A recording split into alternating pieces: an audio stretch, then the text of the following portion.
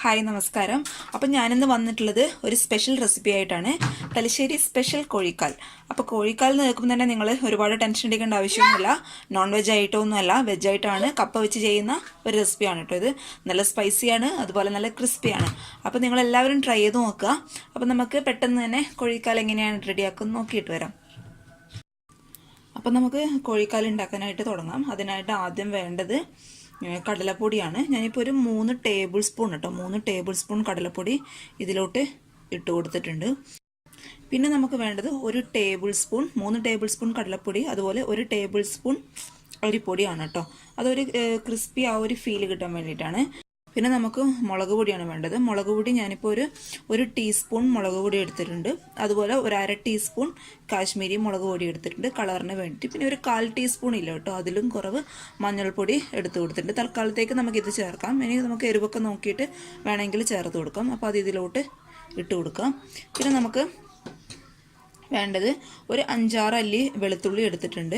അതുപോലെ ചെറിയൊരു പീസ് ഇഞ്ചി ചെറിയൊരു പീസ് മതി കേട്ടോ, ഒരുപാട് കൂടി പോകരുത്, ചെറിയൊരു പീസ് മതി. അതുപോലെ 5-6 അല്ലി വെളുത്തുള്ളി നന്നായിട്ട് ചതച്ചെടുത്തിട്ടുണ്ട്. അതുപോലെ 2 പച്ചമുളക് വട്ടത്തിൽ അരിഞ്ഞെടുത്തിട്ടുണ്ട്. പിന്നെ വേണ്ടത് കറിവേപ്പില ചെറുതായിട്ട് കട്ട് ചെയ്തിട്ടുണ്ട്, അതും ഇതിലോട്ട് ഇട്ട് കൊടുക്കാം.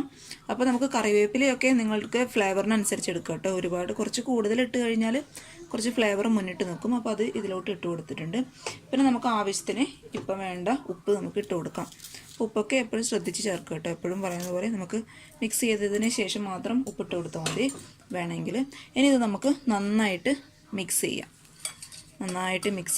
ഈവണായിട്ട് എല്ലാ ഭാഗത്തേക്കും നമ്മുടെ ആ ഉപ്പും അതുപോലെ ഈ മുളക് പൊടിയൊക്കെ നന്നായിട്ട് എത്തണം.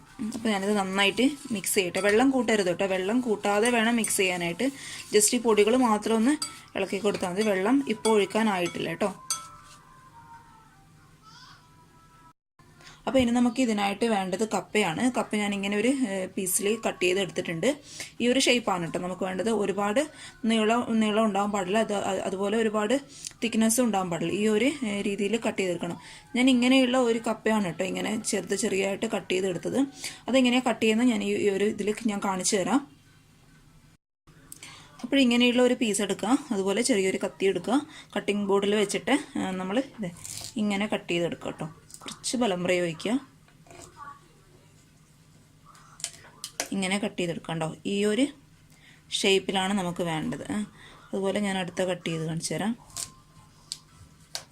കണ്ടോ, ഈ ഒരു ഷേപ്പിൽ കട്ട് ചെയ്തിട്ട് എല്ലാ പീസും കട്ട് ചെയ്ത് എടുക്കുക. അപ്പോൾ ഇതുപോലെ നിങ്ങൾ കട്ട് ചെയ്ത് എടുക്കുക കേട്ടോ. അപ്പോൾ ഞാൻ പറഞ്ഞ പോലെ കപ്പ കട്ട് ചെയ്യുക. ഇനി നമുക്ക് ഈ മിക്സിലോട്ട് നമ്മൾ കട്ട് ചെയ്ത് വെച്ചിരിക്കുന്ന കപ്പ കുറച്ചായിട്ട് ചേർത്ത് കൊടുക്കാം. അപ്പോൾ ഞാൻ കുറച്ച് മാത്രം ഇതിലോട്ട് ചേർത്ത് കൊടുത്തിട്ടുണ്ട്. ഇനി ഇത് നമുക്ക് കൈ വെച്ച് വെള്ളം ഒഴിക്കരുത് കേട്ടോ. വെള്ളം ഒഴിക്കാതെ നന്നായിട്ട് ഈ കപ്പ പൊട്ടിപ്പോവാതെ നന്നായിട്ട് ഈ പൊടികളിലൊക്കെ ഈ കപ്പ എത്തുന്ന ഒരു രീതിയിൽ നന്നായിട്ട് കുഴച്ചെടുക്കുക കേട്ടോ. കപ്പ പൊട്ടിപ്പോവാതെ കുഴച്ചെടുക്കാൻ ശ്രദ്ധിക്കുക. ഒരിക്കലും ഈ ഒരു പൊടിയിലോട്ട് വെള്ളം ഒഴിച്ച് നിങ്ങൾ കപ്പ ഇടാൻ പാടില്ല. അപ്പോൾ എന്താ പറയുക, മാവ് ഒരുപാട് ഈ കപ്പയിലോട്ടൊക്കെ ഒരുപാട് ഉള്ളതുപോലെ തോന്നും. അങ്ങനെ ചെയ്താൽ നമുക്ക് ആ ഒരു ക്രഞ്ചി ഫീൽ കിട്ടില്ല കേട്ടോ. ഈ ഒരു രീതിയിൽ വേണം നിങ്ങൾ ചെയ്യാൻ, അപ്പോഴേ നമുക്ക് ആ ഒരു ക്രിസ്പിനെസ് കിട്ടുള്ളൂ. അപ്പോൾ ഞാൻ ബാക്കിയുള്ള കപ്പയും കൂടി ഇതിലോട്ട് ഇട്ട് കൊടുക്കാൻ പോവുകയാണ് കേട്ടോ.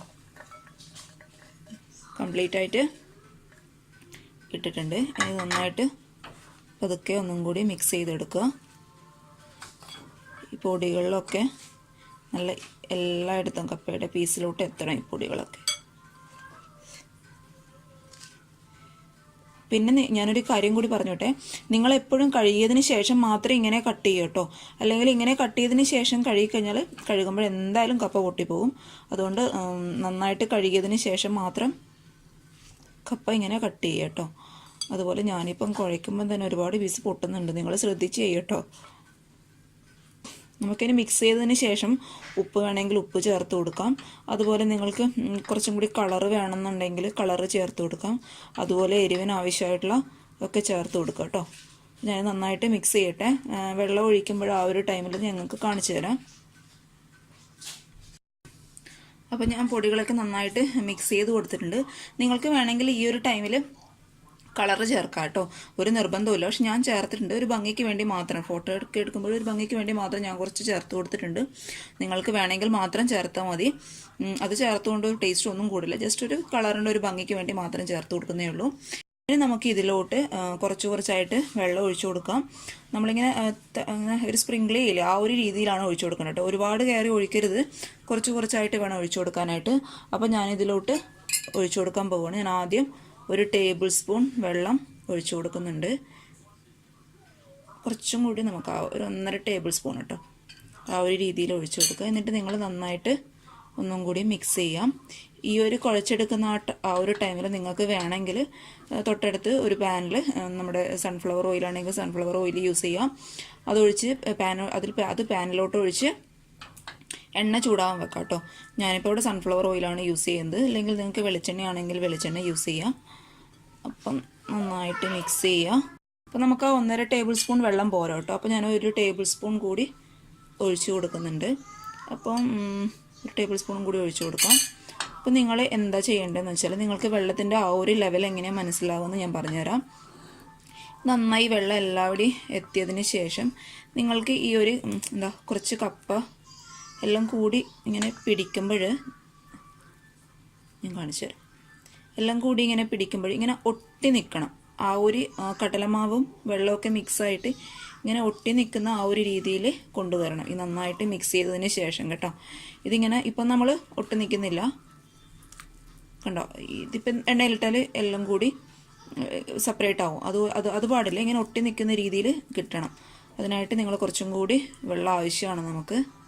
അപ്പോൾ 1 ടേബിൾ സ്പൂൺ കൂടി നമുക്ക് ഇതിലോട്ട് വെള്ളമൊക്കെ നിങ്ങൾക്ക് മനസ്സിലാവുമല്ലോ കുഴച്ചെടുക്കുമ്പോൾ, ആ ഒരു രീതിയിൽ കുഴച്ചെടുക്കുക കേട്ടോ. ഞാനിവിടെ അത്യാവശ്യം വെള്ളം ഒഴിച്ചു കൊടുത്തിട്ടുണ്ട്.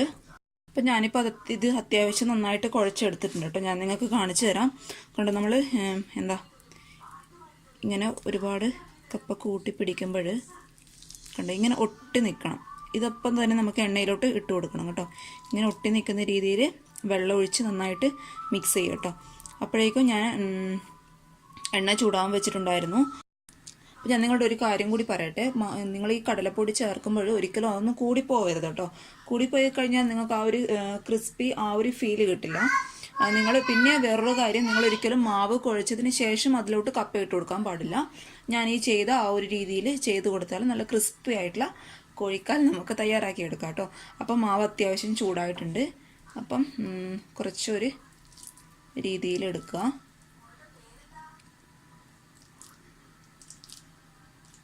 കണ്ടോ ഇങ്ങനെ ഒട്ടി നിൽക്കണം. ഇനി നമുക്കിത് ചൂടായ എണ്ണയിലോട്ട് ഇട്ട് കൊടുക്കാം. അപ്പോൾ നമുക്ക് അടുത്തതും കൂടി ഇട്ട് കൊടുക്കാം. പിന്നെ നിങ്ങൾ ഈ കപ്പ ഇങ്ങനെ കൂട്ടി പിടിക്കുമ്പോൾ ഒരുപാട് കപ്പ കൂട്ടി പിടിക്കരുത് കേട്ടോ. ഒരു മീഡിയം സൈസിലുള്ള ഇങ്ങനെ ഒരു നേർന്നതായിട്ട് കൂട്ടിപ്പിടിക്കാൻ നോക്കുക. ഒരുപാട് കൂട്ടിപ്പിടിച്ച് കഴിഞ്ഞാൽ എന്താ പറയുക, ഉള്ളി വെന്ത് കിട്ടില്ല നമുക്ക് നല്ല ക്രിസ്പി. നമുക്ക് വീട്ടിലൊക്കെ തയ്യാറാക്കി എടുക്കുമ്പോൾ എങ്ങനെ ആക്കി എടുക്കാം അല്ലേ. അപ്പോൾ ഞാനൊരു 4 പീസ് ഇട്ട് കൊടുത്തിട്ടുണ്ട് കേട്ടോ. അതിന് പതുക്കെ ഒന്ന് 2-3 മിനിറ്റ് കഴിഞ്ഞ് പതുക്കെ ഒന്ന് തിരിച്ചിട്ട് കൊടുക്കുക. അപ്പോൾ നമുക്കിത് പതുക്കെ തിരിച്ചിട്ട് കൊടുക്കാം. ഏകദേശം ആയിട്ടുണ്ട്. കുറച്ച് ഒന്ന് മൊരിഞ്ഞ് കിട്ടണം കേട്ടോ. ഈ ഒരു സ്റ്റേജിലൊന്നും നിങ്ങൾ എടുത്ത് ഇടരുത്, ഒന്ന് മൊരിഞ്ഞ് കിട്ടണം നമുക്ക്. അപ്പോഴേ ആ ഒരു ക്രിസ്പി ആ ഒരു ഫീൽ നമുക്ക് കഴിക്കുമ്പോഴേ കിട്ടും. അപ്പോൾ നന്നായിട്ടിത് എല്ലായിടത്തും നന്നായിട്ട് മുരിച്ചെടുക്കുക. പിന്നെന്താ, നിങ്ങൾക്ക് ഈ നമ്മൾ ഫ്രൈ ചെയ്യുന്ന ആ ഒരു പാന് ചെറുതാണെങ്കിൽ ഇതിൽ കപ്പ ചെറുതായിട്ട് കട്ട് ചെയ്താൽ മതി കേട്ടോ. നമുക്ക് ഞാൻ നേരത്തെ പറഞ്ഞാൽ വീട്ടിലൊക്കെ ഉണ്ടാക്കുമ്പോൾ നമുക്ക് ഏത് ഷേപ്പിൽ വേണമെങ്കിലും കട്ട് ചെയ്തെടുക്കാം അല്ലേ. നമ്മൾ തന്നെയല്ലേ കഴിക്കേണ്ടത്, അതൊന്നും കുഴപ്പമുള്ള കാര്യമല്ല. നിങ്ങൾ ഏത് ഷേപ്പിൽ വേണമെങ്കിലും കട്ട് ചെയ്യാം. എങ്ങനെയും പിന്നെ നിങ്ങൾക്ക് എന്താണ് ഇതിൽ ആഡ് ചെയ്യാൻ ഇഷ്ടമുള്ളത്. എരിവ് കൂടുതൽ വേണമെങ്കിൽ മുളക് പൊടിയുടെ അളവ് ആ ഒരു അളവ് കൂട്ടി കൊടുക്കുക. അതുപോലെ ഞാനിപ്പോൾ മോളുള്ളത് കൊണ്ടാണ് കുറച്ച് ആവശ്യത്തിന് മാത്രമേ ഇട്ട് കൊടുത്തിട്ടുള്ളൂ. അതൊക്കെ നിങ്ങളുടെ പേഴ്സണലായിട്ടുള്ള ആ ഒരു ഇഷ്ടം പോലെ ചെയ്യുക കേട്ടോ. അപ്പോൾ ഇത് നന്നായിട്ട് മുരിഞ്ഞ് വരുന്നുണ്ട്. അപ്പം നമ്മുടെ കോഴിക്കാൽ ഏകദേശം ആയിട്ടുണ്ട്. ഇനി നമുക്കിത് പതുക്കെ ഒരു ഫോർക്കൊക്കെ വെച്ചിട്ട് തിരിച്ചിട്ട് കൊടുക്കാം. ഏകദേശം എല്ലാ ഭാഗത്തും ഒരുപോലെ മുരിഞ്ഞ് കിട്ടണം. നല്ല കളർ വന്നിട്ടുണ്ട്. കാശ്മീരി മുളക് പൊടിയിടും. അതുപോലെ ഞാൻ നേരത്തെ പറഞ്ഞില്ല, കുറച്ച് ഭംഗിക്ക് വേണ്ടിയിട്ട് ഞാൻ കളറ് ചേർത്തിട്ടുണ്ടായിരുന്നു. അപ്പം ഏകദേശം ആയിട്ടുണ്ട് കേട്ടോ. ഇത് മതി. ഇനി നമുക്ക് പതുക്കെ ഇത് കോരിയെടുക്കാം. നന്നായിട്ട് എണ്ണ കളഞ്ഞതിന് ശേഷം ഒരു പാത്രത്തിലോട്ട് മാറ്റി കൊടുക്കാം. ഞാൻ ടിഷ്യൂ വെച്ചിട്ടുണ്ടായിരുന്നു.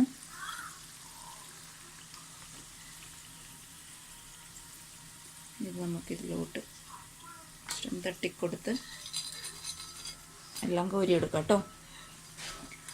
ഇനി ഞാൻ നിങ്ങൾക്ക് ഒരു ട്രിപ്പും കൂടി കാണിച്ചു തരാം എങ്ങനെയാണ് ഇത് എണ്ണയിലോട്ട് ഇടേണ്ടത് എന്ന് കേട്ടോ. 2-3 പീസ് എടുക്കുക.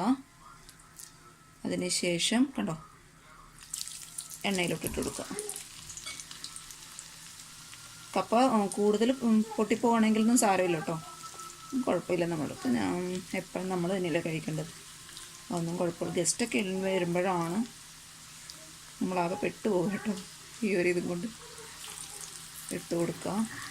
കൈയൊന്നും പൊള്ളാതെ സൂക്ഷിക്കുക. എൻ്റെ കൈ ചെറുതായിട്ടൊന്ന് പുള്ളി, കുഴപ്പമില്ല. അപ്പോൾ കണ്ടോ ഞാനെല്ലാം ചുട്ടെടുത്തിട്ടുണ്ട്. കണ്ടോ നല്ല ഭംഗിയായിട്ട് വന്നിട്ടുണ്ട്, നല്ല കളറൊക്കെ ഉണ്ട്. ഇനി അവസാനം ഒരു സ്റ്റേജിൽ കുറച്ച് കറിവേപ്പില നിങ്ങളുടെ കയ്യിലെടുക്കുക. എന്നിട്ട് ഞാൻ സ്റ്റൗ ഓഫ് ചെയ്തിട്ടുണ്ട് കേട്ടോ. ഇനി അത് ഈ ഒരു എണ്ണയിലോട്ട് നമുക്ക് ഇട്ട് കൊടുക്കാം. ഒരു ഫ്ലേവറിന് വേണ്ടി മാത്രം കേട്ടോ. അപ്പോൾ അതൊക്കെ ആവുന്ന കളറൊന്ന് മാറി വരിക, നന്നായിട്ടൊന്ന് വാടിക്കഴിഞ്ഞാൽ സ്റ്റൗ ഓഫ് ചെയ്തിട്ട് ചെയ്തോളൂ കേട്ടോ, അല്ലെങ്കിൽ പെട്ടെന്ന് അങ്ങ് കരിഞ്ഞു പോകും. ഇനി നമുക്കത് കറിവേപ്പില ഇതിൻ്റെ മുകളിലായിട്ട് ഇട്ട് കൊടുക്കാം. അപ്പോൾ നല്ലൊരു ഫ്ലേവറാണ് കറിവേപ്പിലയുടെ. കണ്ടോ നല്ല ഭംഗിയായിട്ട് വന്നിട്ടുണ്ട്.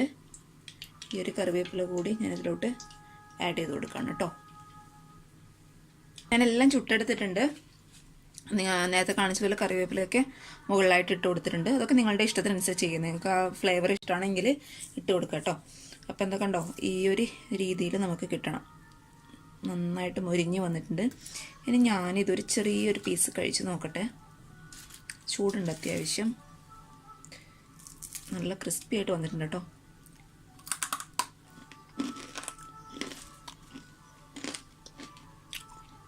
അടിപൊളിയായിട്ടുണ്ട് കേട്ടോ.